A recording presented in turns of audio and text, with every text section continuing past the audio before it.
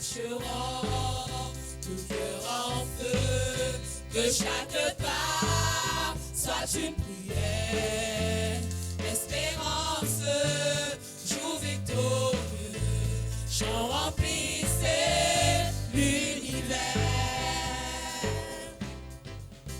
En jubilant, toujours plus fort, la flamme brûle dans le pays.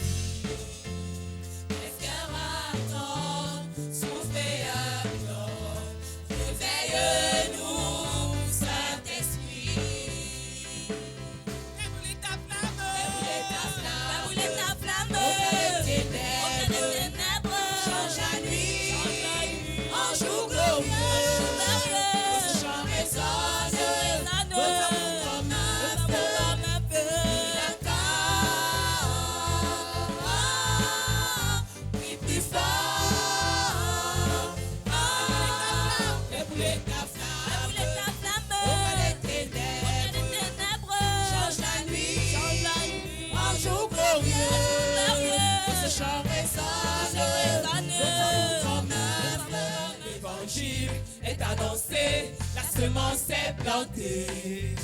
Et bientôt apparaîtra une moisson dorée. L'évangile est annoncé, la semence est plantée. Et bientôt apparaîtra une moisson dorée. Oh, Jésus règne, Jésus règne, oh Jésus règne, oui Jésus règne, oh Jésus, oh Jésus règne, Jésus règne, oh Jésus règne, oui Jésus règne. Rendre espoir aux opprimés, c'est le plaisir du Père. Partageons son grand amour, soyons sel et lumière. Rendre espoir aux opprimés, c'est le plaisir du Père. Partageons son grand amour, soyons sel et lumière. Oh Jésus règne, Jésus règne, oh Jésus règne, oui Jésus règne, oh Jésus, oh Jésus règne, Jésus règne, oh Jésus règne, oui Jésus règne. Sa puissance est libérée à travers nos prières. Oh, les morts sont repoussés, soudain la nuit s'éclaire. Sa puissance est libérée à travers nos prières. Les démons sont repoussés, soudain la nuit s'éclaire. Oh Jésus règne, Jésus règne, oh Jésus règne, oui Jésus règne, oh Jésus, oh Jésus règne. Dieu, nous ferons des espoirs, car c'est lui, seul qui écrase l'ennemi. Chantons et crions la victoire. Christ est roi. Avec Dieu, nous ferons des espoirs, car c'est lui, seul qui écrase l'ennemi. Chantons et crions la victoire. Christ est roi. Car Dieu a gagné le combat et libéré son peuple. Sa parole a vaincu l'ennemi. La terre entière devra craquer. Dieu, nous ferons des espoirs.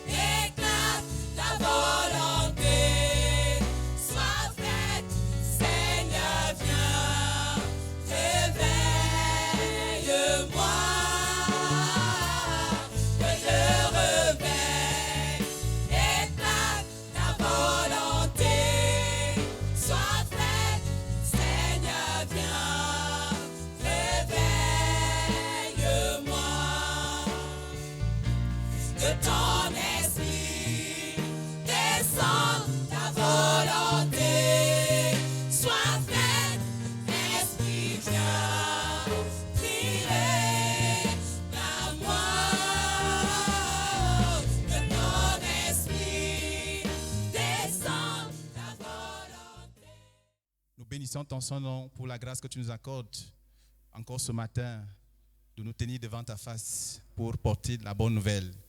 Seigneur, ta volonté sera faite. Ta volonté est faite et elle sera faite. Et personne, Seigneur, ne peut s'opposer à ta volonté. Seigneur, ta volonté, Seigneur, c'est que les âmes soient sauvées, que les vies soient restaurées. Ta volonté, Seigneur, c'est que les hommes sortent des mauvais chemins qu'ils ont pris, qu'ils retrouvent le chemin de la vie, le chemin de l'éternité. C'est pourquoi, Seigneur, nous prions encore ce matin que tu puisses accorder à ceux-là qui nous écoutent ce matin et qui ont pris le chemin de la mort, qu'ils puissent retrouver le bon chemin, qui est le chemin de Jésus-Christ. Béni sois-tu, Seigneur, au nom puissant et glorieux de Jésus-Christ, nous avons prié. Amen. Bien-aimés, le thème du message évangélique de ce matin, c'est une question. La question est la suivante. Es-tu sur le bon chemin? Es-tu sur le bon chemin? Est-ce que tu peux demander à ta voisine, à ton voisin, es-tu sur le bon chemin? Amen. Bien-aimés, nous avons intérêt à nous rassurer que nous sommes sur le bon chemin. Amen. Dans le monde actuel, nous avons une multitude de chemins. Amen. Qu'on nous offre, une multitude de chemins. Mais dans la plupart des cas, amen, pour la plupart, il s'agit des mauvais chemins. Parce qu'ils s'inscrivent en marge de la volonté de Dieu. Amen. Quelqu'un m'a posé une question. Est-ce que tous ceux qui mettent le front par terre iront en enfer? Je lui ai répliqué que parmi eux, il y en a qui vont croire. Il y en a qui vont donner leur vie au Seigneur Jésus-Christ. Amen. Mais tous ceux qui vont renier Christ jusqu'à la fin, fatalement vont se retrouver en enfer. Il n'y a rien à faire. Amen. Et il n'y a pas que cela. Il y a les faux croyants dans les églises. Il y a des gens qui sont dans les églises, mais qui n'ont jamais donné leur vie au Seigneur Jésus-Christ. Qui ne sont jamais passés par la nouvelle naissance. Ce sont de faux croyants. Ils sont sur un mauvais chemin. Amen. Alléluia. Il y a des gens qui, dans l'église, se livrent à l'idolâtrie. Ils sortent avec une attitude de piété, mais ils vont se prosterner devant les idoles. Ils sont sur le mauvais chemin. Amen. Dans le message évangélique de ce matin, le Seigneur veut t'amener à avoir l'assurance, la certitude que tu es sur le bon chemin. Et le bon chemin, ce n'est qu'en Jésus-Christ. Amen. Le bon chemin, c'est en Jésus-Christ. Illustration pratique, Actes chapitre 17, que je vais lire à partir d'ici, les versets 16, 22 à 25, 29 à 31 et 33 à 34. C'est un peu long. Souffrez de m'écouter. Amen. Comme Paul les attendait à Athènes, il sentait au-dedans de lui son esprit s'irriter à travers la vue de cette ville pleine d'idoles. Paul, debout au milieu de l'aréopage, dit: Hommes athéniens, je vous trouve à tous égards extrêmement religieux, car en parcourant votre ville et en considérant les objets de votre dévotion, j'ai même découvert un autel avec cette inscription: à un Dieu inconnu, Dieu avec petit d. Ce que vous révérez sans le connaître, c'est ce que je vous annonce. Le Dieu qui a fait le monde et tout ce qui s'y trouve, étant le Seigneur du ciel et de la terre, n'habite point dans les temples faits de mains d'hommes. Il n'est point servi par des mains humaines, comme s'il avait besoin de quoi que ce soit. Lui qui donne à tous la vie, la respiration et toutes choses. Ainsi donc, étant la race de Dieu, nous ne devons pas croire que la divinité soit semblable à de l'or, à de l'argent ou à de la pierre, sculptée par l'art et l'industrie de l'homme. Dieu, sans tenir compte des temps d'ignorance, annonce maintenant à tous les hommes, en tout lieu, qu'ils aient à se repentir, parce qu'il a fixé un jour où il jugera le monde selon la justice par l'homme qu'il a désigné. Ce dont il a donné à tous une preuve certaine en le ressuscitant des morts. Versets 33 à 34. Ainsi Paul se retira du milieu d'eux. Quelques-uns néanmoins s'attachèrent à lui et crurent. Dénis, l'Aréopagite, une femme nommée Damaris, et d'autres avec eux. Amen. Bien-aimés, Athènes, c'était une cité profondément ancrée dans l'idolâtrie, avec des statues en or partout dans les rues. et des habitants qui étaient convaincus qu'ils servaient Dieu, mais envahis par les ténèbres.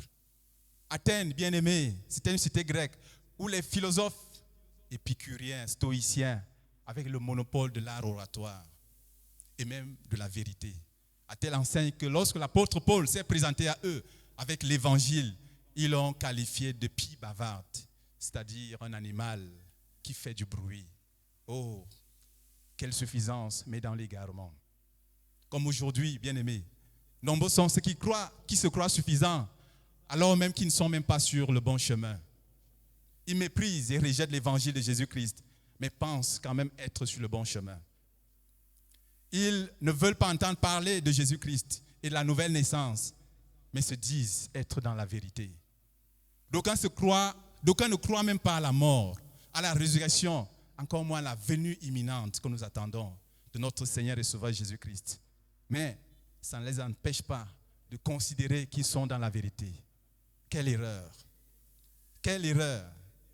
Si tel est ton cas, toi qui m'écoutes ce matin, sache que tu as besoin de connaître le vrai chemin. Et le vrai chemin, c'est en Jésus-Christ. Tu as besoin de le connaître et de l'emprunter. Amen.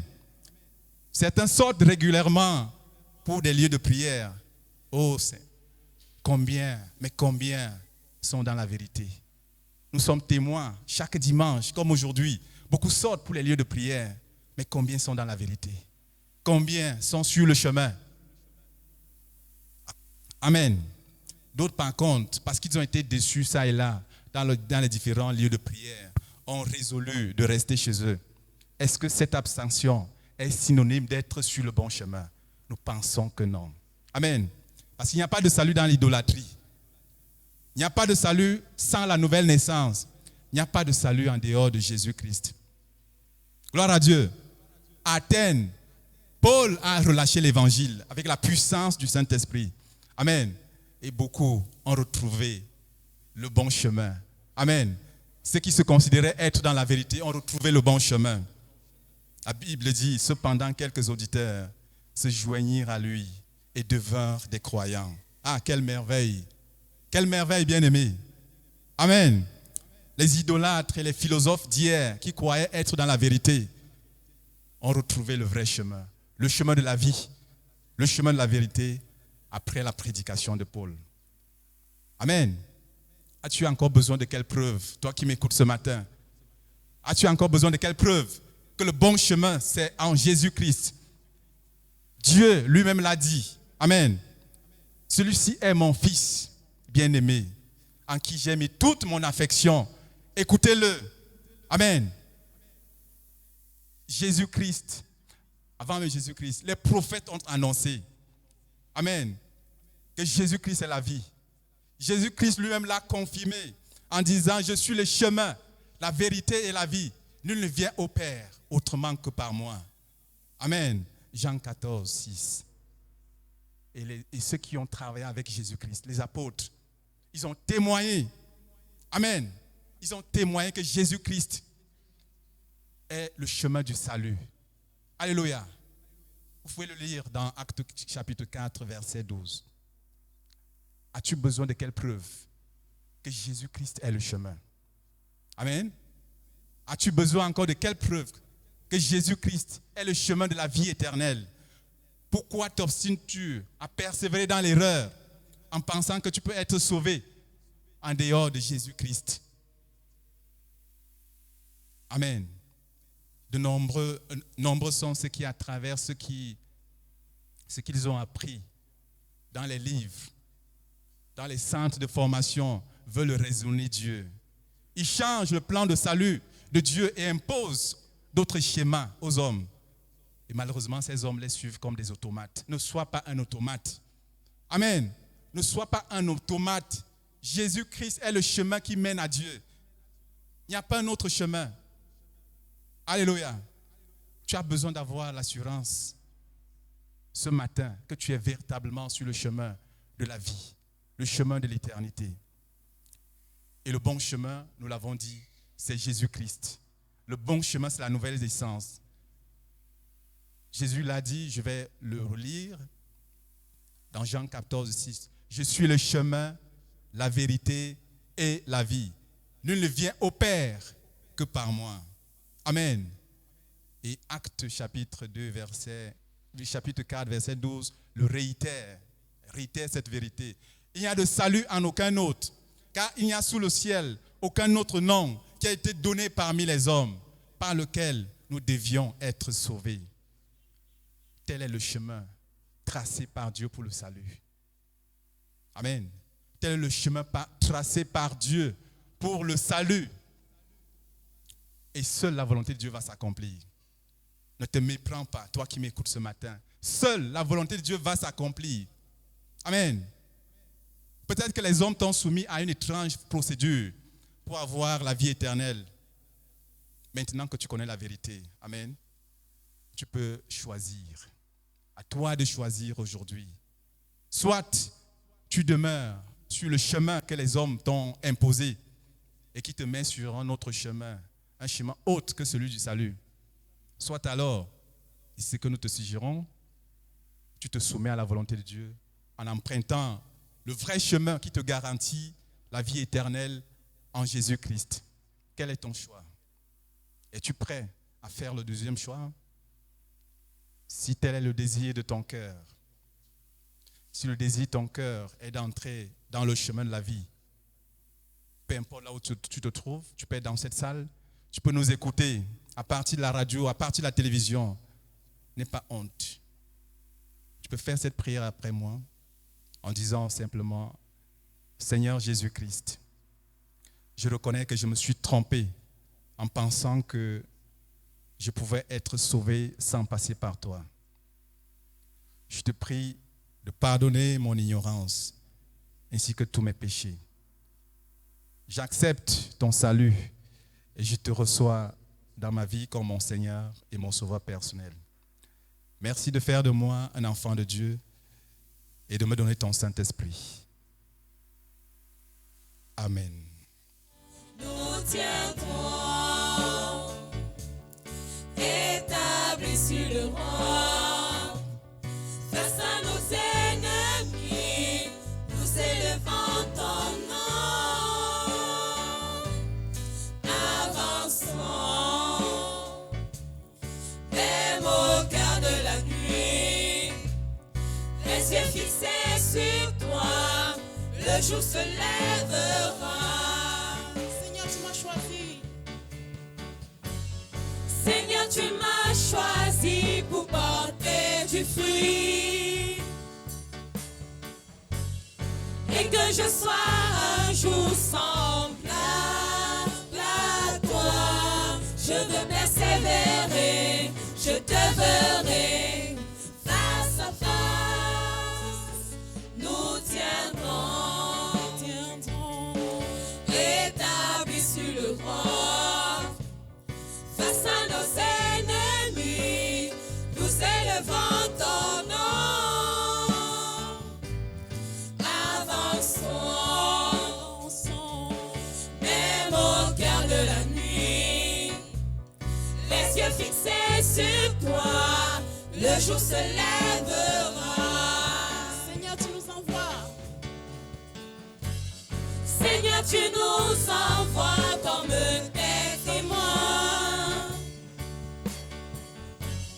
Et que ton Saint-Esprit, tu nous apprends. Je veux persévérer, je te verrai face à face.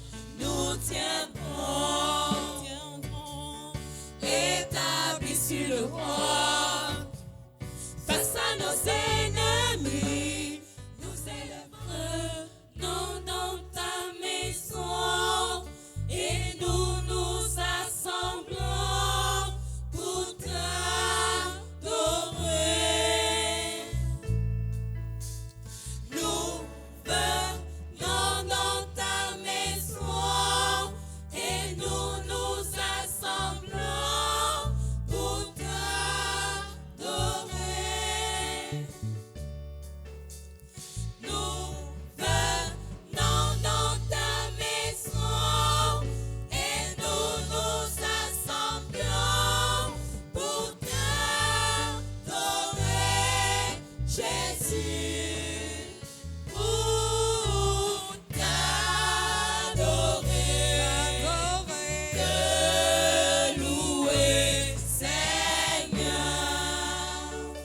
nous donnes ta justice. Tu nous donnes ta justice et tu nous affranchis pour t'adorer.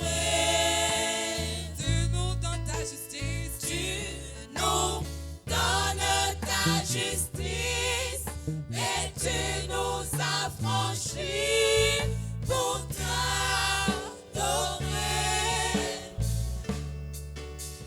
Tu nous donnes ta justice et tu nous affranchis pour t'adorer, Jésus, pour t'adorer,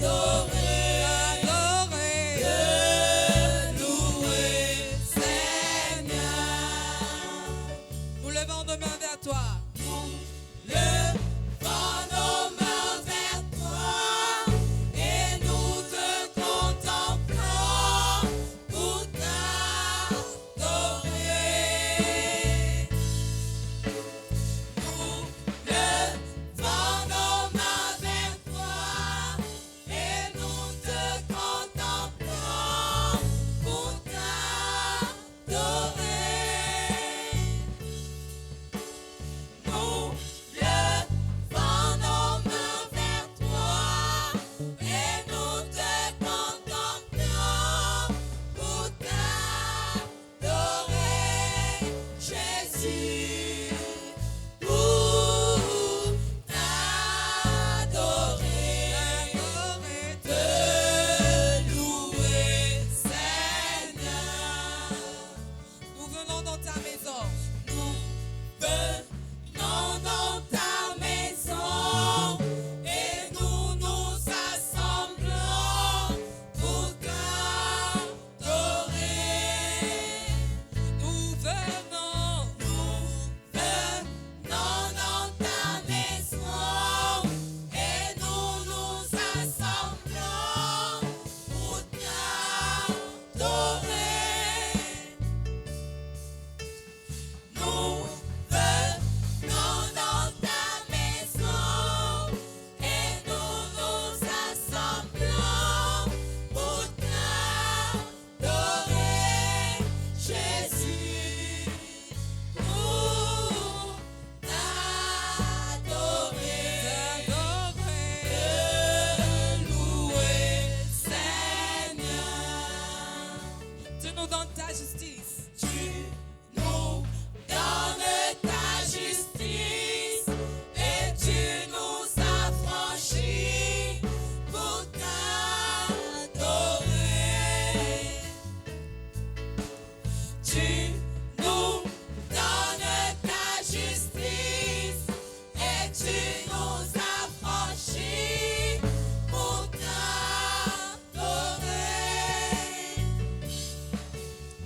Tu nous donnes ta justice et tu nous affranchis pour t'adorer, Jésus, pour t'adorer, te louer, Seigneur. Nous levons nos mains vers toi. Levons nos mains vers toi et nous te contemplons pour t'adorer. Nous levons. Nous levons nos mains vers toi et nous te contemplons pour t'adorer. Nous levons nos mains vers toi et nous te contemplons pour t'adorer, Jésus, pour t'adorer, te louer, Seigneur. Est-ce que nous pouvons dire merci au Seigneur pour l'occasion qu'il nous accorde de pouvoir l'adorer? L'adorer veut dire qu'on accède à sa présence. Et c'est C'est un honneur de pouvoir accéder à la présence du Seigneur, d'une autorité. Bénissons le Seigneur pour l'accès qu'il nous accorde dans sa sainte présence. Seigneur, nous te bénissons pour l'accès que tu nous accordes dans ta sainte présence. Seigneur, nous ne sommes rien. Seigneur, sans toi. Seigneur, tu nous invites, nous qui étions, Seigneur, morts, qui étions tes ennemis, qui n'étions rien, moins que rien. Seigneur, mon Dieu, entré dans ta sainte présence. Tu nous as lavés, tu nous as purifiés, tu nous as honorés, tu nous as élevés. Seigneur, de sorte que nous sommes devenus des fils, nous sommes devenus des filles. Seigneur, mon Dieu du royaume, merci pour ce privilège. Merci pour ce privilège de pouvoir t'adorer. Oh Seigneur, nous t'adorons, nous te célébrons. Merci Seigneur. Merci Seigneur. Seigneur, merci pour l'occasion que tu m'accordes de pouvoir me tenir devant ton peuple, devant toi. Saint-Esprit, merci pour la grâce que tu m'accordes de pouvoir être utilisé par toi. Pour parler de toi, Seigneur, qui peut parler de toi mieux que toi-même.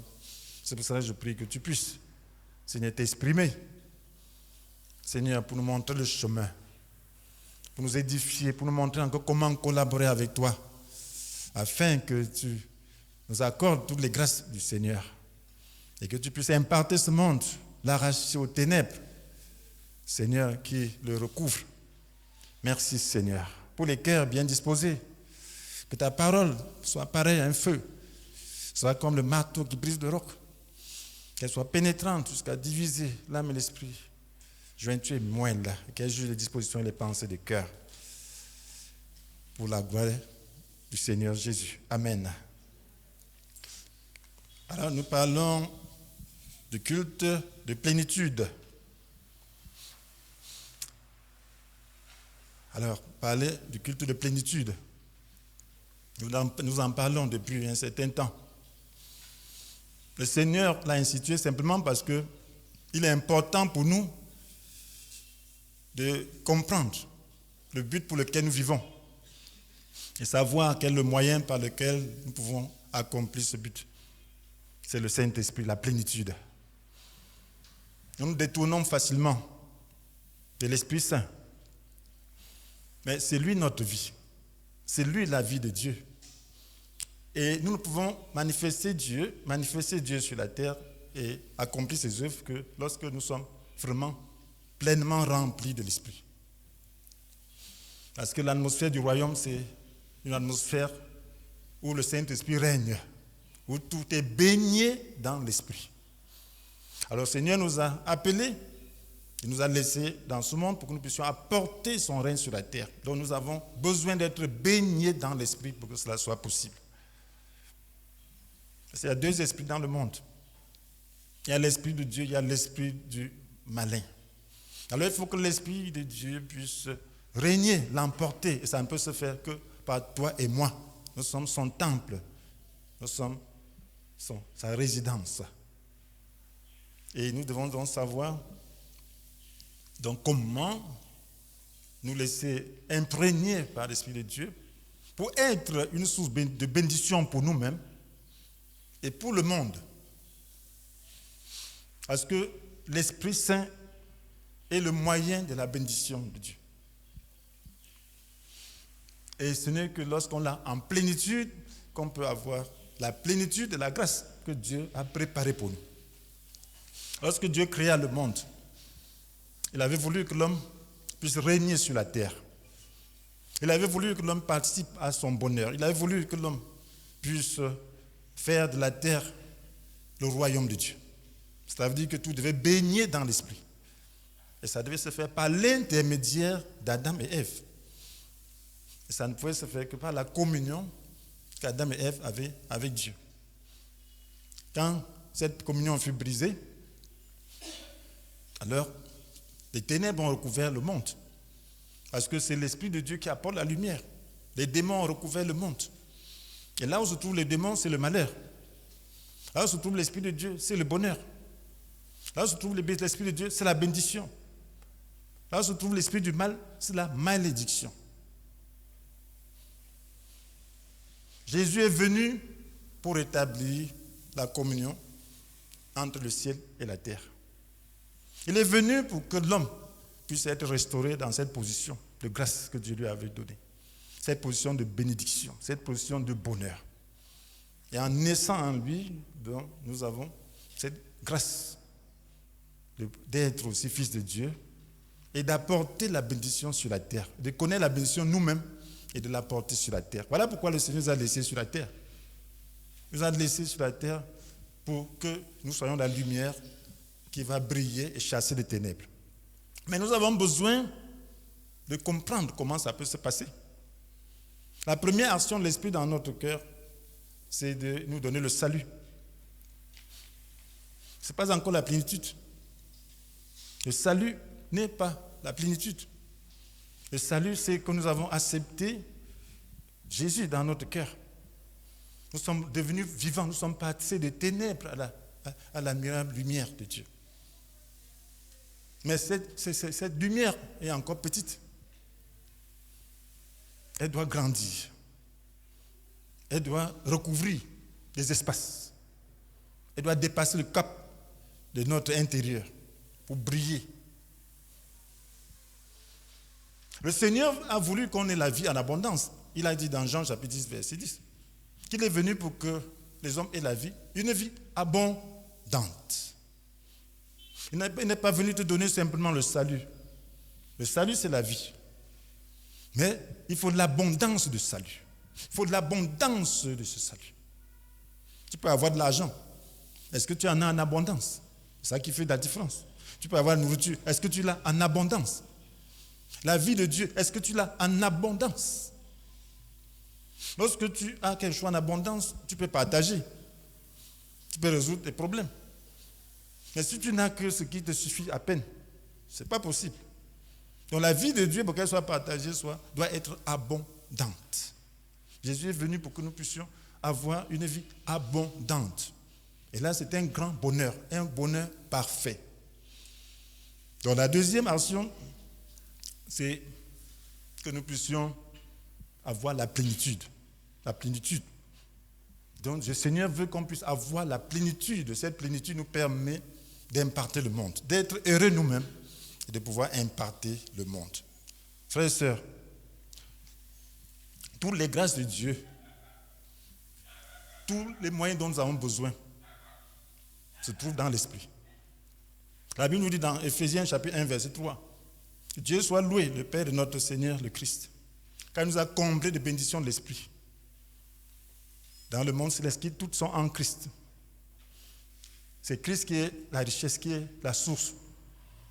Mais c'est l'Esprit qui les porte pour nous les transmettre. Il nous a comblés des bénédictions de l'Esprit.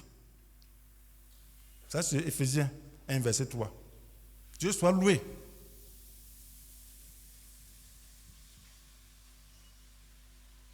Loué soit Dieu, le Père de notre Seigneur Jésus le Christ, car il nous a comblés des bénédictions de l'Esprit dans le monde céleste, qui tous sont en Christ. C'est dans le monde céleste.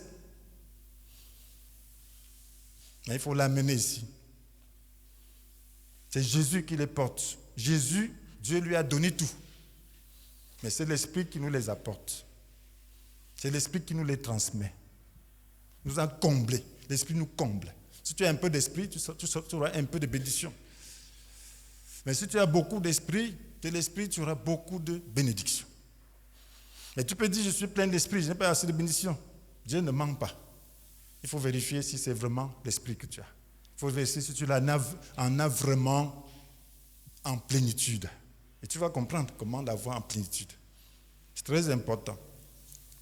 La Bible nous dit dans Galates 3, versets 13 et 14, que le Christ nous a libérés de la malédiction que la loi faisait peser sur nous, en prenant la malédiction sur lui à notre place. Il nous a libérés. S'il nous a libérés de la malédiction, cela veut dire qu'il nous a apporté la bénédiction. Et cela se trouve en Christ. Voilà les bénédictions de l'Esprit. Ça se trouve en Christ. Alors, si vous pouvez te convaincre, la Bible nous dit au verset 14 que Jésus-Christ l'a fait pour que, grâce à lui, la bénédiction d'Abraham s'étende aux non-juifs et que nous recevions par l'Esprit, que nous recevons par la foi l'esprit que Dieu avait promis. Donc, il a fait pour que grâce à lui, la bénédiction d'Abraham s'étende au non-juif et que nous recevions par la foi l'esprit que Dieu avait promis. Donc, lorsqu'on reçoit l'esprit, on entre en possession de la bénédiction. C'est par l'esprit que tu peux entrer dans cette bénédiction. Parce que c'est l'esprit qui porte cette bénédiction. Jésus en est la source, mais c'est l'esprit qui porte. Alors, quand le pont a été coupé entre Adam et Dieu, la terre s'est asséchée. C'était maintenant le malheur, c'était les démons qui recouvraient la terre. Qu'est-ce que ça a apporté? La malédiction, n'est-ce pas? Et de toute forme de mal qui éloignait Dieu. Maintenant, quand Jésus arrive, qu'est-ce qu'il fait? Il renoue le pont entre l'homme, la terre et le ciel. Et tous ceux qui le reçoivent le royaume de Dieu. Et c'est la bénédiction. Amen. La bénédiction réelle. La paix, la joie et tous les besoins pourvus. Besoin pourvu ne peut pas dire que tu amasses beaucoup d'argent. Ta bénédiction, ton compte, c'est au ciel. Tout ce dont tu as besoin, tu dois avoir. Si tu es plein de l'esprit. Amen. Pour faire ta volonté. Ce n'est pas l'amour de l'argent. Nous ne parlons pas de l'amour de l'argent, qui est une idolâtrie. On ne parle pas d'amasser, avoir de l'argent et regarder. On parle de l'amour de Dieu. On parle de la bénédiction de Dieu. On parle de cette grâce que Dieu donne. Et le Seigneur veut qu'on puisse mener une vie décente, que tu puisses avoir une vie décente. Si tu mènes une vie de plénitude, tu auras une vie décente. Donc, frères et sœurs, la première action, l'esprit dans notre cœur, c'est le salut. Qu'est-ce que la Bible nous dit dans Tite chapitre 3, versets 5 et 6? S'il a fait, ce n'est pas parce que nous avons accompli des actes conformes à ce qui est juste. Tite chapitre 3, verset 5. Non, il nous a sauvés parce qu'il a eu pitié de nous, en nous faisant passer par le bain purificateur de la nouvelle naissance, c'est-à-dire en nous renouvelant par le Saint-Esprit. Cet esprit, il a répandu avec abondance sur nous par Jésus-Christ, notre Sauveur. Cet esprit, il a répandu avec abondance sur nous par Jésus-Christ, notre Sauveur. Et si tu l'as reçu en abondance, il t'a fait passer par le bain purificateur de la nouvelle naissance. C'est-à-dire, il nous a renouvelés par l'esprit. Mais il a répandu en abondance. Tu ne dois pas t'arrêter au salut. Tu ne dois pas t'arrêter à la purification. Tu ne dois pas t'arrêter au pardon de tes péchés, mais tu dois rechercher l'esprit en abondance. En abondance. Ça doit abonder dans ta vie. Parce que si l'esprit n'abonde pas dans ta vie, tu ne seras pas vraiment heureux. Il y a des défis dans ce monde. Tu ne pourras pas faire ce que Dieu veut, parce que tu n'en as pas les moyens. Alors, lorsque nous recevons donc la première action de l'Esprit, nous sommes introduits dans le corps invisible de Dieu. Selon 1 Corinthiens chapitre 12, verset 13. En effet, nous avons tous été baptisés par un seul et même esprit pour former un seul corps, que nous soyons juifs ou grecs, que nous soyons juifs ou non juifs, esclaves ou hommes libres. C'est de ce seul et même esprit que nous avons tous reçu à boire. Donc nous avons reçu à boire de ce seul et même esprit. Et il nous a donc baptisés dans un seul esprit, c'est dans un seul et même esprit qui nous a baptisés pour former un corps. Et c'est de ce seul et même esprit que nous avons bu, qui nous a donné à boire. Ça veut dire que l'esprit que nous avons aujourd'hui, c'est l'esprit que les premiers chrétiens ont eu, c'est l'esprit que Jésus a eu, c'est l'esprit qu'Adam avait eu. Et cet esprit, alors, produit du fruit. Cet esprit doit produire du fruit. Si tu as cet esprit, il y a une nature qui t'est communiquée. C'est la nature de Dieu. Il n'y a pas deux esprits. Tu peux pas être, on a parlé tantôt du mauvais chemin et du bon chemin. Le bon chemin, c'est quand tu reçois le seul et même esprit que Dieu donne. Mais on peut recevoir un autre esprit. Tu peux recevoir l'esprit religieux, tu peux recevoir l'esprit de secte, tu peux recevoir l'esprit de quoi que ce soit. Mais si tu reçois l'esprit de Dieu, tu auras l'amour de Dieu. Si tu reçois l'esprit de Dieu, tu vas chercher à plaire à Dieu. Et si tu reçois l'esprit des hommes, tu vas chercher à plaire aux hommes. L'esprit des sectes, tu vas chercher à plaire à ces sectes, te conformer à ces règles qui vont quelquefois à l'encontre, très souvent à l'encontre de la parole de Dieu. Et tu seras aveugle. Mais si tu reçois l'esprit de Dieu, tu vas soupirer après Dieu. Parce que tu es né de Dieu. Dieu t'a renouvelé. Donc maintenant, nous allons parler de l'action de la plénitude.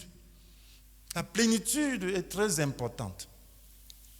Parce que Dieu nous donne l'esprit en abondance. Nous voyons l'image dans Ézéchiel 47 qui va nous permettre de comprendre rapidement.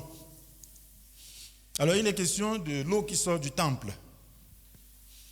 Et au fur et à mesure que l'eau coule, son cours ne fait qu'accroître jusqu'à devenir un grand fleuve. Je lis rapidement du verset 1 à 12. L'homme me ramena vers l'entrée du temple et je vis que de l'eau jaillissait de dessous le seuil du temple, du côté oriental. La façade du temple était à l'est et l'eau s'écoulait du côté sud de l'édifice, en passant au sud de l'autel. L'homme me fit sortir du temple par la porte nord. Et enfin, il mesura 1000 coudées en aval et me fit traverser l'eau. Elle m'arrivait jusqu'aux chevilles. Il mesura encore 1000 coudées et me fit de nouveau traverser. L'eau me venait jusqu'aux genoux. Il mesura encore 1000 coudées et me fit traverser. L'eau me venait jusqu'à la taille. Il mesura encore 1000 coudées. Maintenant, c'était un torrent que je ne pouvais plus franchir, car l'eau était si profonde qu'il fallait nager. On ne pouvait plus le traverser autrement. Il me dit, « Fils d'homme, as-tu vu ?» Puis, il me ramena sur le bord du torrent. Lorsque j'y fus revenu, j'aperçus sur les deux rives des arbres en très grand nombre. L'homme me dit, « Ces eaux s'écoulent vers la région est du pays. Elles descendent dans la plaine du Jourdain et se jetteront dans la mer morte. Quand elles se déverseront dans la mer, celle-ci sera assainie. Partout où passera le double torrent, les animaux foisonneront et pourront vivre. Et il y aura beaucoup de poissons, car ces eaux viendront assainir la mer.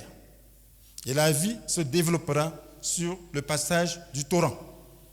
Sur les rives de la mer s'établiront des pêcheurs, depuis En-Gedi jusqu'à En-Eglaïm. On étendra des filets et les poissons de toute espèce seront très abondants, tout comme dans la mer Méditerranée. Mais ces marais et ces lagunes ne seront pas assainis. Ils seront laissés en salines. Le long du torrent, sur chacune de ces rives, croîtront toutes sortes d'arbres fruitiers, dont le feuillage restera toujours vert et dont les fruits ne s'épuiseront jamais.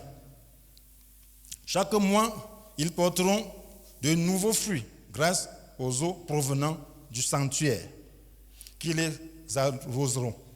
Leurs fruits seront bons à manger et leurs feuilles serviront de remède. Amen. Ici, c'est une image. Qui n'aime pas de bons fruits? Qui n'aime pas avoir de bons fruits à tout moment? Il y a des moments où certains bons fruits passent tellement rapidement. Mais ici, ces fruits-là seront toujours abondants et toujours présents. Amen. Ici, c'est l'image de l'Esprit Saint. La Bible dit que nous sommes le temple de Dieu. Ignorez-vous que vous êtes le temple du Saint-Esprit? Le temple du Saint-Esprit qui vous a été donné par Dieu et qui maintenant habite en vous. Nous sommes le temple du Saint-Esprit. Ça, c'est 1 Corinthiens 6, verset 19, n'est-ce pas? Amen. Et le Seigneur a dit à la femme samaritaine que celui qui boit de l'eau qu'il donnera Cette eau deviendra en lui une source d'eau vive qui jaillira jusque dans la vie éternelle. Ça, c'est Jean 4. Amen.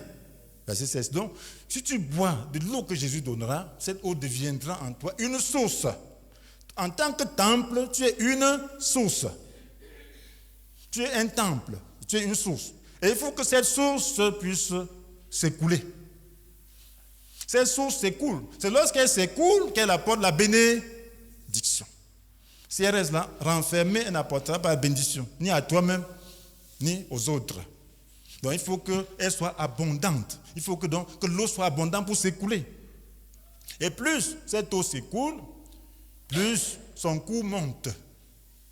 L'eau est d'abord au niveau de la cheville, ensuite c'est au niveau des genoux, ensuite c'est au niveau de la hanche, ensuite ou de la taille, ensuite c'est au niveau de la tête, ça dépasse déjà la tête. Amen.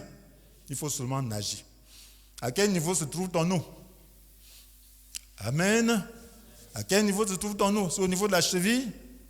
C'est au niveau de la cheville, tu ressens à peine. Ce n'est que ça chatouille seulement tes pieds. Amen. Ça peut faire pousser quelques herbes là, mais vraiment, c'est pas ça. Alléluia. C'est au niveau des genoux, tu sens un peu de la peine, parce qu'au niveau des chevilles, tu ne peux même pas courir dedans. Mais au niveau des genoux, tu vas quand même faire attention, tu vas marcher. Au niveau de la taille, c'est encore un peu important. Mais là, jusque-là, tu te contrôles. Il faut que ce soit, ou que ça dépasse ta tête, pour que tu ne te contrôles plus. La Bible nous dit, laissez le Saint-Esprit diriger votre vie. Et vous n'obéirez pas au désir qui anime l'homme livré à lui-même. Il faut que le Saint-Esprit dirige notre vie. Galates chapitre 5, verset 16. Il faut que le Saint-Esprit dirige. Comment est-ce qu'on laisse l'eau couler? Comment est-ce qu'on laisse l'eau s'écouler? C'est en permettant au Saint-Esprit de diriger notre vie. C'est en permettant que le Saint-Esprit soit la source de notre vie.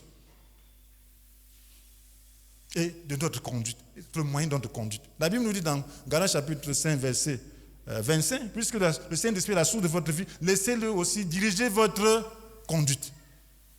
Amen. Amen. C'est déjà dur. C'est déjà dur. Donc, la plénitude, ce n'est pas de l'amusement. Quand tes rives sont asséchées, tu dis que je suis rempli de l'esprit, c'est faux. C'est faux. Tu n'as pas laissé le Saint-Esprit couler. Parce que plus longtemps ça coule, plus loin ça va, c'est là que ça abonde. C'est là que ça foisonne de poissons d'excellente qualité. C'est là que les rives font abonder les arbres fruitiers, agréables à manger. Amen. De très bonne qualité. Si ça ne s'écoule pas, il n'y en aura pas. Et c'est là que ça va assainir. La mer morte représente quoi? La mer représente le monde. Amen. Le monde est impur. La mer morte, c'est le monde mort.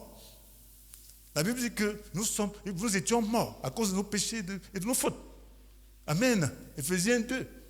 Donc le monde est mort à cause de ses péchés et de ses fautes. Parce que par ces actes, ils conforment leur manière d'agir à celle de ce monde. Amen. Ils sont soumis à l'esprit rebelle qui agit dans le monde. Donc maintenant, quand tu portes cette eau, si elle s'écoule, alors elle va aller assainir les mers. Assainir, donner la vie. Partout où cette eau passe, ça donne la vie. C'est ce que Dieu attend. Dieu attend que nous, qui sommes son temple, puissions libérer les eaux. Et que ces eaux aillent aussi loin que possible. Et que son cours grandisse. Et assainisse la mer morte. Donner vie et bonheur. Lorsque la vie vient dans une nation, lorsqu'il y a un réveil, quand vous voyez les Occidentaux et partout là, c'est parce qu'ils ont connu le réveil. Quand vous voyez être riche, c'est le fruit du réveil qu'ils ont connu. Quand le réveil arrive, ça change de mentalité, ça donne la vie, ça donne aux gens d'être sérieux, d'avoir un sens de la vie et d'utiliser leur créativité. Et ça donne maintenant aux gens de penser aux autres. L'altruisme, ça leur donne de l'amour de la nation, l'amour de l'autre. Ils font des choses sérieuses, ils développent le pays pour le bien de tout le monde. C'est ce qui s'est passé. Si maintenant ils sont même dévoyés, mais ce sont les ancêtres qui leur ont apporté la bénédiction. Ici on a la malédiction, pourquoi? Parce qu'on était toujours dans l'idolâtrie. Et on marchait tout nu, on était dans les forêts, dans l'idolâtrie, ça nous a apporté ça. Maintenant il faut que le réveil arrive pour que nous puissions connaître la véritable bénédiction. Même ce que nous connaissons là, c'est à cause de l'évangile, le peu que nous avons connu. Mais il faut le réveil pour que nous puissions connaître, goûter à ce que Dieu a préparé. Que nous puissions expérimenter l'amour de Dieu et sa grâce. Que nous puissions avoir, que nous puissions manger, nous rassasier, comme le Seigneur l'a dit. Poisson d'excellente qualité. Amen. Et ça, c'est juste un avant-goût. Parce que là, en réalité, Dieu nous donne seulement de goûter étant ici-bas. Parce qu'au ciel, ce sera magnifique. Pendant un minimum, ce sera magnifique. Donc, comment tu dois donc laisser couler l'esprit? C'est en laissant ta vie être dirigée par l'esprit. Amen. L'esprit se manifeste dans le monde comment? Au travers de nous. Par la prière. Amen. La prière désintéressée. La prière pour accomplir le but de Dieu. La prière pour sauver les âmes. La prière pour apporter la paix dans nos familles. La prière pour apporter la grâce divine. La prière pour imposer la volonté de Dieu. Ça se manifeste aussi comment? Par notre comportement. Amen. Oui, le bon comportement. Les bons actes. La Bible dit que nous sommes la lumière du monde. Matthieu chapitre 5, verset 13. Le sel de la terre, la lumière du monde, n'est-ce pas? Verset 14. Le sel préserve. Nous devons avoir le rôle de préservateur. Pour que la nourriture ne se gâte pas. Donc, pour préserver la paix, pour apporter la paix dans ce monde. Nous devons être la lumière, éclairer le monde, donner le comportement qu'il faut dans toute situation. Voilà comment l'eau abonde. Voilà comment la plénitude s'écoule. Parce que pour être un préservateur, pour être le sel, il faut que ce soit le Saint-Esprit qui t'amène à manifester ce comportement. Amen. Parce que la plénitude affecte ton caractère. La plénitude change ton caractère. La plénitude agit sur ta manière de faire. Ce que seul l'esprit dans ton cœur ne peut pas. L'esprit te donne la nouvelle naissance. Ça veut dire que ton esprit est illuminé. Mais c'est la plénitude qui agit sur ton caractère. C'est la plénitude qui agit sur ton être pour changer tes habitudes. Avec, bien sûr, ta volonté. Donc, tu dois donc remarquer. Si tu veux, tu dois chercher à impacter le monde. Tu dois chercher à être le sel. Et quand tu vas chercher à être le sel, tu vas ressentir qu'il y a un frein en toi qu'on appelle la chair. Amen. Il y a un frein en toi qui s'appelle chair. Maintenant, tu dois demander, dire à Dieu que je veux donner le sel et non autre chose. Tu demandes au Saint-Esprit de soumettre cette chair-là, de faire mourir cette nature qui empêche que tu fasses ce qui est bien pour le monde. Amen. Et c'est ça. C'est comme ça que l'esprit se libère. Quelqu'un t'insulte. Quelqu'un te provoque. Tu sens que la chair est en train de vouloir réagir. Tu dis non.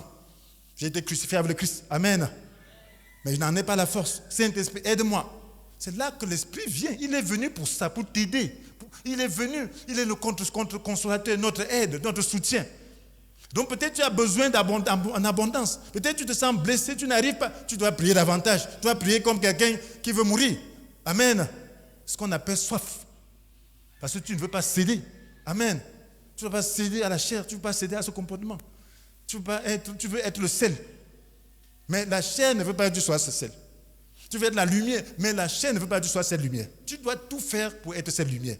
Et c'est quand tu pries ainsi, parce que Jésus dit, si quelqu'un a soif, qu'il vienne à moi. Et celui qui croit en moi boive. Donc quand tu crois que Dieu peut t'aider, quand tu as soif de lui pour intervenir dans ta situation, c'est là que les fleuves viennent. Amen. C'est là que les fleuves viennent. C'est là que les fleuves viennent. Les chrétiens qui croient depuis des années, mais le comportement ne change pas. Il y a problème. Il n'y a pas de plénitude. Ils ne font pas ce combat. Ils n'ont pas soif. Parce qu'ils se comportent un peu comme ils n'ont pas de remords. Ils ne veulent pas changer. Si tu te comportes mal, tu veux changer, tu veux vraiment être le seul, tu ne dois pas laisser. Tu dois avoir soif. Tu dois dire non, ça ne doit plus se répéter. Saint-Esprit, aide-moi. Et ça, c'est comme ça que la plénitude vient. C'est comme ça que les eaux s'écoulent. C'est comme ça que la bénédiction vient dans ta vie. Chaque acte d'humiliation que tu parviens à supporter, mon frère, t'élève. Les difficultés que tu parviens à résister, à accepter par la puissance du Saint-Esprit t'élève. Parce que c'est la puissance de Dieu qui te donne la capacité de résister. Chaque épreuve que tu connais et que tu parviens à braver par la puissance de Dieu t'élève. Parce que c'est la bénédiction qui vient dans ta vie. Toutes ces situations sont les moyens de Dieu pour pouvoir t'apporter la bénédiction. Quand quelqu'un t'insulte, tu commences à dire qu'il m'a insulté, tu ne comprends rien. Tu deviens bénir celui qui t'insulte. Parce que l'humilité précède la gloire, n'est-ce pas? Ça se passe alors comment? Amen. Donc si on compte ta tête, tu t'abaisses. C'est la gloire. C'est Dieu qui élève cette tête-là. Amen. Et Dieu est juste. Sa parole est rigide et elle s'accomplit toujours. Quel que soit le temps que ça prend. Sa parole est la vérité. Et quand elle sort, elle s'accomplit toujours. Voilà pourquoi il faut vivre devant Dieu et non devant les hommes. Parce que Dieu, c'est lui qui juge.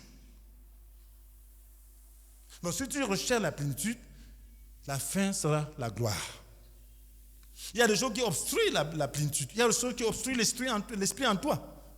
La Bible nous dit dans Ephésiens chapitre 4, verset 30. N'attristez pas le Saint-Esprit qui vous a été donné par Dieu et par lequel Dieu vous a marqué de son sceau. Amen. Nous avons parlé du sceau la fois passée.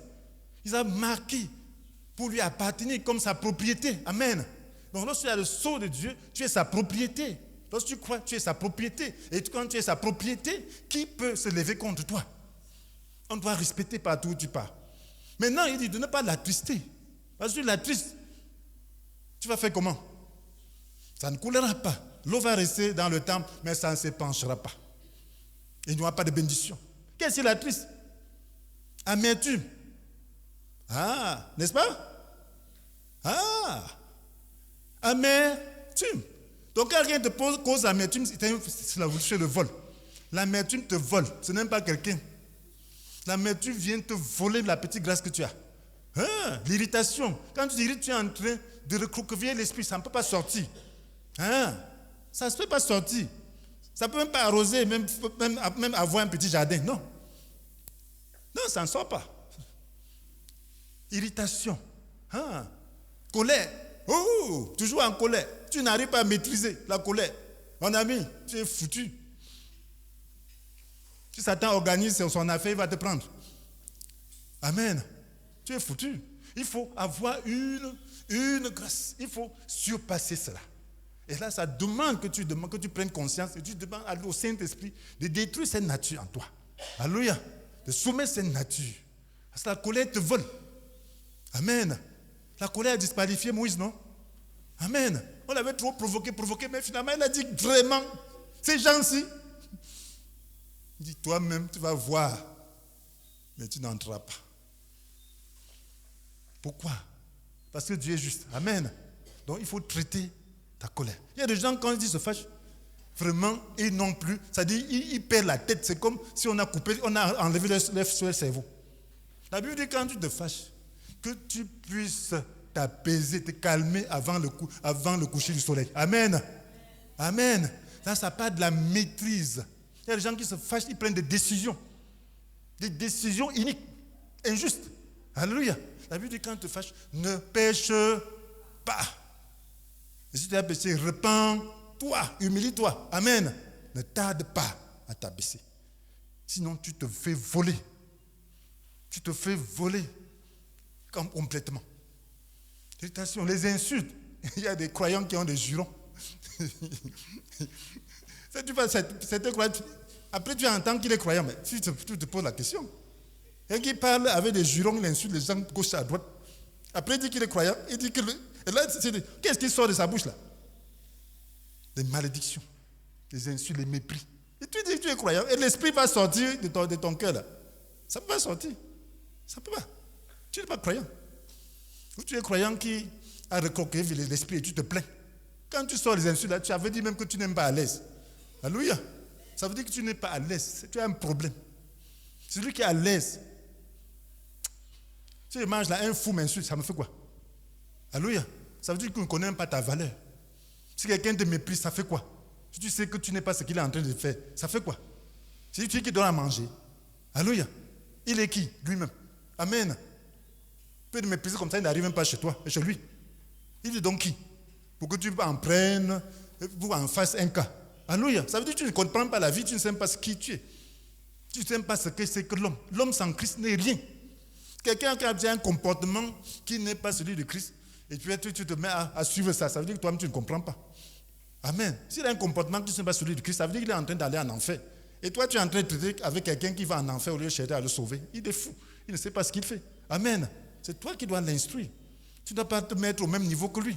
Si tu te mets au même niveau que lui, ça veut dire que toi-même, tu t'es déjà rabaissé.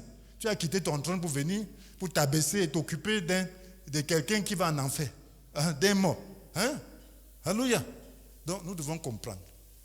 L'Esprit nous élève. L'Esprit nous donne la capacité d'amortir.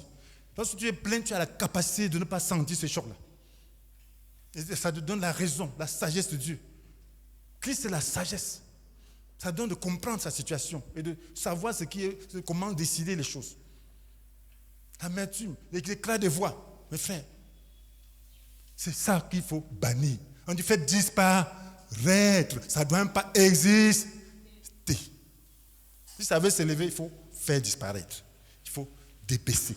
Baisser. Ainsi que toute forme de méchanceté. Il y a des gens qui sont méchants. Ils laissent leur âme les entraîner. Mon frère, on ne mélange pas les choses. Beaucoup de gens pensent que je suis comme eux, qui mélangent les choses. Si tu as un problème avec moi sur le plan spirituel, je ne le mélange pas sur le plan personnel. Jamais. Jamais. Parce que c'est Dieu qui juge les choses spirituelles. Je ne peux même pas parler mal de toi. Sur d'autres points, si je ne m'en occupe pas, et certains pensent que je mélange les choses, je ne comprends pas comment on peut mélanger le spirituel et le naturel. Je ne connais pas ça. Alléluia. Amen. Quand bien même certains ont eu, j'avais raison de ne même pas les aider dans avec certaines choses, je les ai fait pour qu'ils comprennent que moi je ne le fais, je ne peux pas mélanger les deux choses. Amen. Non, parce que je vais lui dire que je ne mélange pas les deux là. Alléluia. Si tu as un problème par rapport à la vision, ce n'est pas un problème sur le plan humain. Amen. Ce n'est pas un problème. La vision, c'est ma vision. C'est Dieu. Mais si on doit traiter maintenant sur le plan personnel, je ne m'occupe pas de ça là. Amen. Je ne m'occupe pas de ça. Et c'est ça. Donc on ne mélange pas les choses. On ne mélange pas les choses. Ça, c'est l'injustice qu'on appelle méchanceté. Alléluia. Les gens comprennent pas ce qu'on appelle méchanceté et injustice. Ça, c'est que l'injustice. Et si tu ne te tiens pas devant le tribunal de Dieu, dès à présent, tu es injuste. Je ne traite pas les gens injustement. Je ne dois pas traiter injustement. Non. Alléluia. Donc, il ne faut pas traiter les gens injustement. C'est que la plénitude ne peut pas marcher. Ça ne marche pas. Alléluia. Ça ne marche pas. Tu ne dois pas avoir les mauvais sentiments envers quelqu'un parce que ceci. Non. Pourquoi? Alléluia. Non. Le mauvais sentiment, c'est mauvais. Quelle que soit la raison. Amen. Il ne faut pas accepter parce que tu acceptes le mal en toi. Donc il faut vaincre cela. Ne mélangez pas les choses. Alléluia. Ne mélangez pas les choses. David ne mélangeait pas les choses. Saül était son ennemi. Mais Samuel n'était pas ennemi pour David. Mais David était ennemi pour Saül. Mais on est parti le tuer. Quelqu'un l'a dit qu'il l'a tué. Et alors qu'il mentait. Un Amalécite. Il dit, comment tu sais qu'il est mort? Il a décrit que machin, il a tué. Il dit, toi, tu respectes pas loin l'Éternel. Il a fait tuer, non? Alléluia. Est-ce qu'il était content de sa mort? Non, il voulait régner. Dieu l'a oint. C'est lui qui a décidé de régner. Non. Et les gens s'opposent. Et il doit faire comment? Il doit faire la volonté de Dieu, non? Donc je me dois d'obéir à Dieu. Amen. Si quelqu'un se tient sur mon chemin, ce n'est pas moi. Amen. Je ne dois pas travailler, je ne dois pas obéir à Dieu, je dois obéir plutôt aux hommes. Je ne peux pas obéir à Dieu. Amen. Et ça, maintenant, s'il y a des problèmes, ce n'est pas moi. Amen. Parce que je ne peux pas. C'est l'autorité suprême. C'est Dieu que je dois obéir. Même si tu fais comment, même si tu te tapes à la tête, tu dis que tu vas mourir parce que j'obéis à Dieu. Moi, ça ne me regarde pas là-bas. Parce que je sais que c'est Dieu que je dois obéir. Alléluia. Je ne m'occupe pas de ça. Alléluia. Amen. Si ça te tue, ce n'est pas moi. Amen. C'est toi qui te tiens sur le chemin de Dieu, ce n'est pas moi. Je ne veux pas ta mort. Je ne veux pas que tu souffres même. Mais je dois obéir. Amen. Mais si toi-même tu te mets sur le chemin, une pierre qui t'écrase, ça vient comme ça, tu restes là, ça va t'écraser. Alléluia. Si tu viens te buter dessus, ça, tu vas être brisé. Mais ce n'est pas mon travail, ce n'est pas mon affaire là-bas. Je ne veux pas que tu sois brisé, je ne veux pas que ça te tue. Mais quitte sur le chemin. Amen. Je vais t'exhorter, quitte. Parce que la pierre là ne respecte personne. Alléluia. Ça ne respecte personne. Quand le cortège de Dieu passe, le président passe, ça ne respecte personne. Amen. Ça ne respecte personne. Même si tu penses que tu es très proche de Dieu, ça ne respecte personne. Voilà pourquoi quelqu'un dit qu'il a la vision, moi je respecte. Amen. Tu dis que Dieu t'a parlé, je respecte tout. Alléluia. Je ne me mets pas devant Dieu. Tu ne dois pas te mettre devant Dieu. Parce que je sais qui est Dieu. Il va te balayer, qui que tu sois. Qui que tu sois. Si c'est vrai Dieu qui t'a parlé, tout le monde qui se tient sera balayé. Il faut respecter ce que vous ne comprenez pas. Amen. C'est ça la prudence. Donc il faut être rempli du Saint-Esprit. Soyez remplis du Saint-Esprit. Donc frères et sœurs, vous avez compris que nous devons laisser l'eau s'écouler. Ne vous occupez pas des choses qui ne vous concernent pas. Si tu as l'esprit, ça va freiner. Dieu aime que tu t'occupes de ce qui te concerne. Dieu n'aime pas l'idolâtrie, l'esprit n'aime pas ça. Dieu veut que tu l'aimes de tout ton cœur. Si tu veux l'aimer de tout ton cœur, il est là. C'est ça, avoir soif. Donc nous devons avoir soif d'aimer Dieu de tout notre cœur et de nous abandonner entièrement à lui. L'Esprit Saint va nous utiliser. Amen. Est-ce que tu veux être rempli de l'Esprit? Est-ce que tu veux la plénitude? La Bible nous dit, puisque vous étiez mort et que vous venez maintenant ressusciter, offrez-vous-même à lui, offrez-vous-même à Dieu. Amen. Offrez-vous vous-même à Dieu. Et mettez vos membres à sa disposition comme des armes au service du bien. Est-ce que tu veux mettre tes membres à la disposition du Seigneur, à la disposition du Saint-Esprit comme des armes au service du bien? Il va t'utiliser. Est-ce que tu veux coopérer, avoir soif pour qu'il puisse t'utiliser pour faire ce qui est bien? Regardez comment notre nation est en train de dépérir. Regardez comment le monde est en train de dépérir. Où sont les chrétiens? Où est le sel de la terre? Où est la lumière du monde? Voilà pourquoi, s'il n'y a pas de réveil, mon frère, il faut seulement aller te cacher. S'il n'y a pas de réveil, ce sera l'enfer sur la terre. Mais le Seigneur a promis le réveil. Amen. Pour apporter la vie sur la terre. Pour atténuer. Parce qu'il va venir bientôt. Avant qu'il ne vienne, il faut qu'on connaisse la grâce de Dieu. Maintenant, ça dépend de toi et moi. Est-ce que tu veux maintenant offrir ta vie au Seigneur, te repentir? Est-ce que tu veux manifester l'amour de Dieu, dans 1 Corinthiens 13? Cela n'est possible que par la plénitude. Est-ce que nous pouvons bénir le Seigneur pour le Saint-Esprit, pour les richesses qu'il nous accorde, les richesses spirituelles et toutes sortes de richesses, de bénédictions qu'il nous apporte? Est-ce que nous pouvons nous repentir de n'avoir pas été le sel de la terre, de n'avoir pas été la lumière du monde, d'avoir obstrué et refusé à l'Esprit de couler, de s'épancher? Est-ce que nous pouvons dire au Seigneur, maintenant je veux changer? C'est une question de volonté. Est-ce que tu veux maintenant être un temple où l'eau abonde? Est-ce que tu veux que des fleuves coulent au travers de toi? De sorte que tu puisses apporter la bénédiction partout où tu passes. Est-ce que tu veux que l'Esprit passe par toi pour apporter la bénédiction sur la terre aux autres et à toi-même? Oh Seigneur, nous voulons. Je veux, Seigneur, je le veux. Nous voulons, Seigneur, la plénitude. Nous voulons, Seigneur, la plénitude. Nous voulons, Seigneur, la plénitude. Nous voulons la plénitude. Nous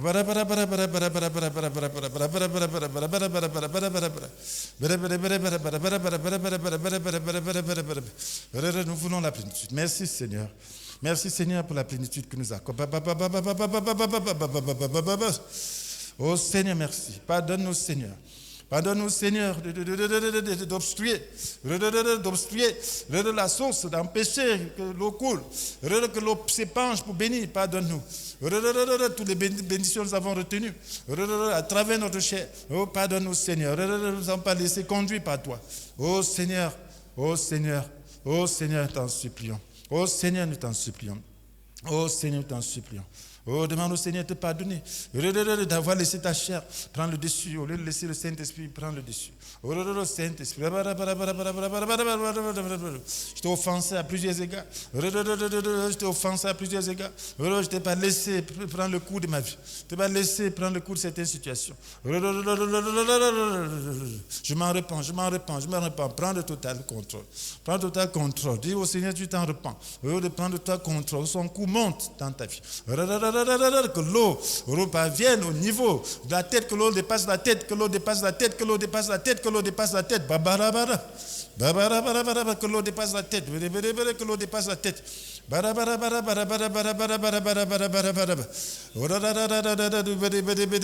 Que l'eau dépasse la tête. Que l'eau dépasse la tête. Que l'eau dépasse la tête. Que l'eau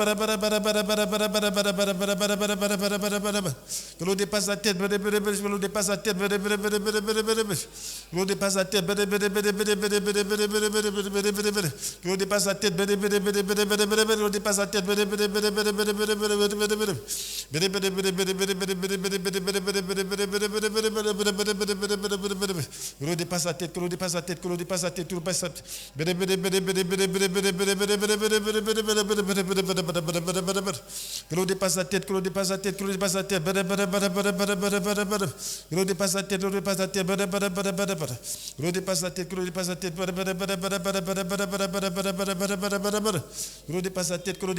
Que l'eau dépasse la tête. Que l'eau dépasse la tête. Que l'eau dépasse la tête. Que ton eau dépasse la tête.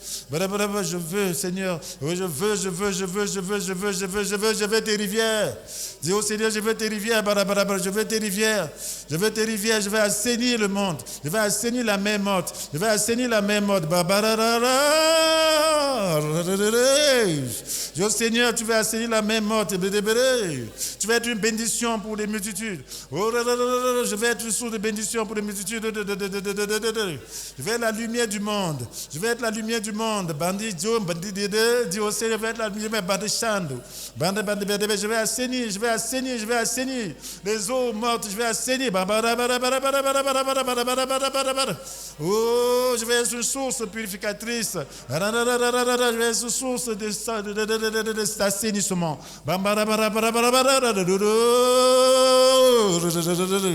Oh, reçois. Que ton coup monte, que ton coup monte. Soumets ton amertume, soumets ta colère, soumets ton irritation. Oh, soumets ton langage, soumets.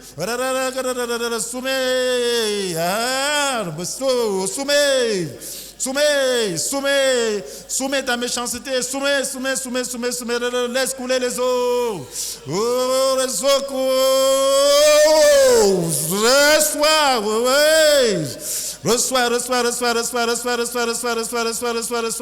Oh, reçois. Oh, bandier, sois une source, reçois. Oh, reçois, que des eaux courent. Oh, Seigneur, fais couler tes eaux. Oh, que les eaux purifient ton amertume, purifie ta colère, purifie ta mauvaise langue, purifie. Les eaux courent. Oh, porte du fruit. Oh, le fruit de l'amour. Agisse, le fruit de l'amour agisse. Le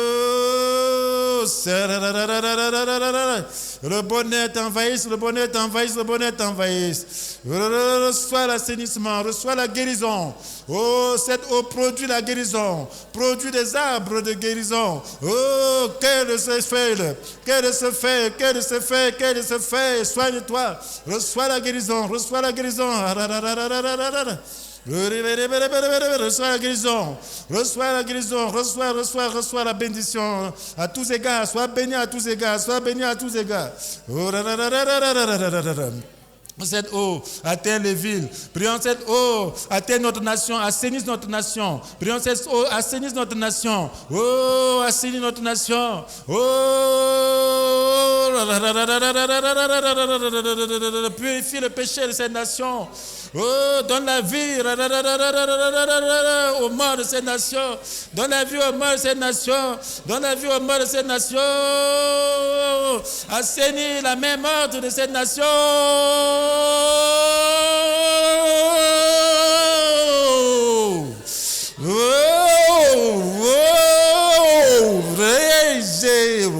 Assainis la main morte de ces nations. Épanche-toi. Ces nations grouilles de poissons. Ces nations grouilles de poissons. Des arbres fruitiers d'excellente qualité. Oh, ces nations grouilles de poissons. Ouais, la même soit assainie. Tous les péchés soient assainis. Oh, depuis le haut jusqu'au plus bas. Oh, répare les eaux. Guéris ces nations. Oh, réveille ces nations. Oh, la même morte de pleine vie. Oh, ces nations soient sous bénédiction pour les autres nations. Ces nations soient sous de bénédiction pour les autres nations. Que le réveil pas de ces nations atteint d'autres nations.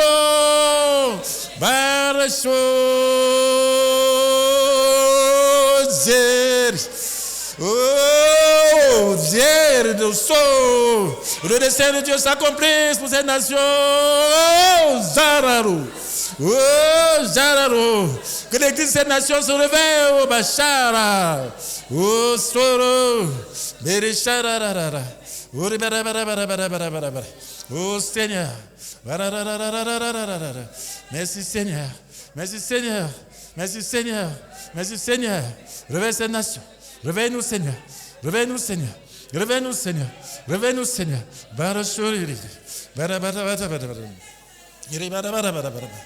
merci Seigneur. Merci Seigneur.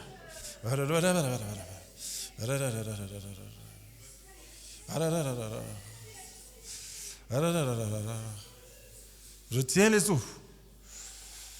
Envoie les eaux dans la nation assainie là. Dans ta prière. Dans ta vie, crois. Les questions de foi. Que celui qui croit en moi, boive. Que celui qui a soif vienne à moi. Celui qui croit en moi, boive. C'est la foi. Il faut avoir soif. Est-ce que tu veux que notre nation change? Est-ce que tu veux que ta vie change? Est-ce que tu veux que ta vie cesse d'être désertique? Ah, et soif. Est-ce que tu veux que le péché de cette nation soit balayé, soit assaini? Oui, c'est la soif. Voilà la soif que tu dois avoir. Si tu as goûté, tu as senti Dieu est bon. Il faut continuer. Tu vas être constamment rempli. Pour la gloire de Jésus. Jésus n'est pas mort en vain. Il n'est pas assis sur le trône en vain.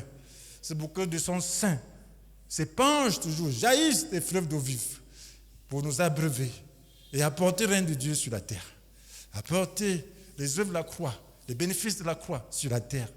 Nous sommes les premiers bénéficiaires et le monde doit aussi en bénéficier. Que le Seigneur vous bénisse.